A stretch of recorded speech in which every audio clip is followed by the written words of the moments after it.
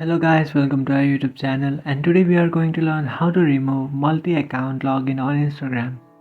So if you want to remove multiple accounts which are logged on your Instagram, what you have to do is first of all open up your Instagram application, and after opening your Instagram application just tap on the profile icon which is on the bottom right, and now you have to tap on the three-part icon which is on the top right corner. And after tapping on that option, now tap on storage and privacy.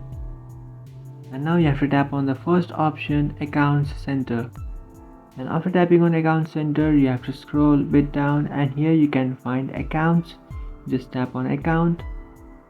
And after tapping on accounts, now if you want to remove an account, you just have to tap on remove, which is on the right side of the screen.